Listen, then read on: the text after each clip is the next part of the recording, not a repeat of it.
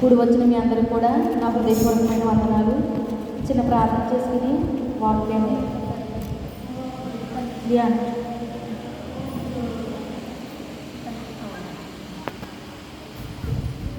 స్తోత్రములు స్తోత్రములు స్తోత్రములు మహాపరిశుద్ధుడా ప్రేమగా తండ్రి నీకు వందనాలు స్తోత్రాలు ప్రభా.